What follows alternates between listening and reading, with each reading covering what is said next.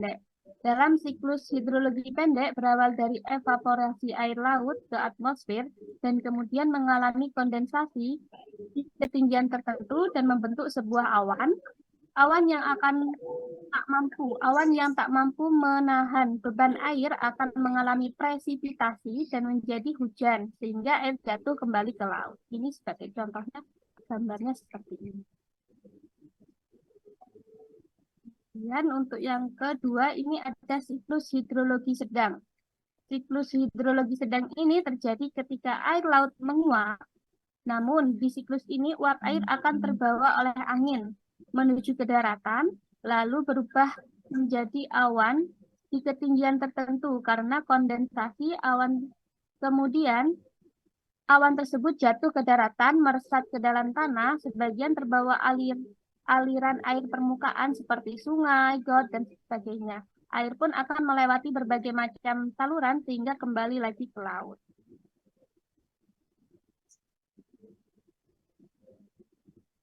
Yang ketiga ini siklus hidrologi panjang. Dalam siklus hidrologi panjang ini diawali dengan evaporasi dan kemudian kondensasi air laut, awan, lalu akan bergerak menuju ke tempat yang lebih tinggi, ke area daratan yang dibawa oleh angin.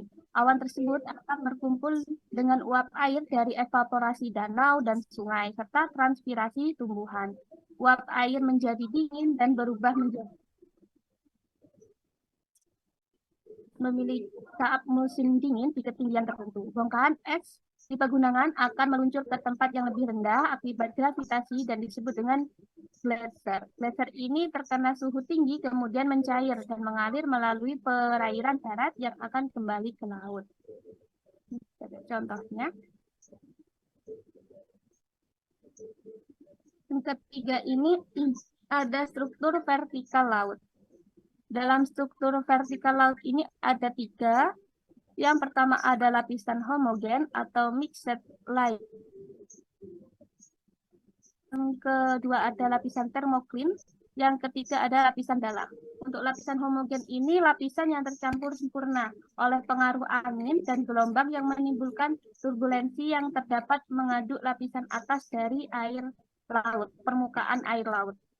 Untuk lapisan yang kedua ini lapisan termoklin. Di sini di mana yang sangat drastis. Dan yang terakhir ada lapisan dalam. Lapisan dalam ini perubahan suhu yang sangat lambat karena suplai panas dari lapisan yang yang sudah berkurang tadi. Yang keempat ini ada mengukur kedalaman laut. Dalam mengukur kedalaman laut ini ada dua teknik. Yang pertama dengan teknik bandul timah hitam atau dredge-loading. Teknik ini ditempuh dengan menggunakan tali panjang yang ujungnya diikat dengan bandul hitam. Ini bandulnya diikat dengan tali panjang sebagai pemberatnya dari sebuah kapal. Tali itu diturunkan sehingga bandul menyentuh dasar laut.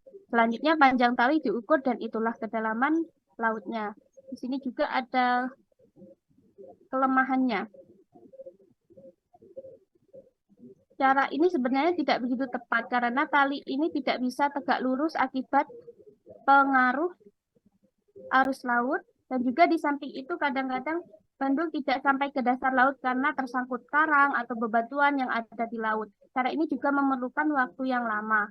Namun demikian cara ini memiliki kelebihannya yaitu dapat mengetahui jenis batuan di dasar laut, suhu, dan juga mengetahui apakah di dasar laut masih terdapat organisme yang masih hidup. Untuk teknik yang kedua, ini menggunakan gemaduga atau echo sounder, disebut juga echo loading. Teknik ini tentang perambatan dan pemantulan bunyi dalam air. Bunyi yang dikeluarkan dari alat yang ada dalam kapal, kemudian dipasang di dasar kapal sampai membentur dasar laut. Misalnya pantulan dari bunyinya. Kemudian setelah membentur dasar laut dipantulkan dalam bentuk gema dan ditangkap melalui peralatan yang juga dipasang di dasar kapal. Jarak waktu yang diperlukan untuk perambatan dan pemantauan dapat diterjemahkan sebagai kedalaman dari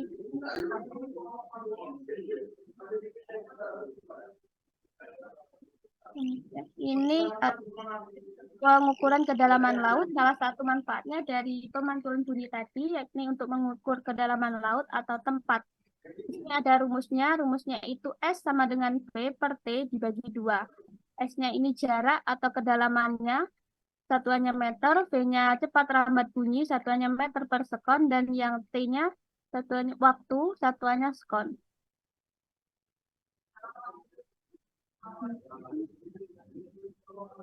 Ini sebagai contoh soal jika dimasukkan ke dalam rumus tadi, di sini ada seorang peneliti sedang mengukur kedalaman laut dengan menembakkan bunyi ultraviolet ke dasar laut dengan cepat lambat 3.400 meter per sekon dengan waktu pengambilan yang diterima adalah 0,8 sekon, maka berapakah kedalaman laut?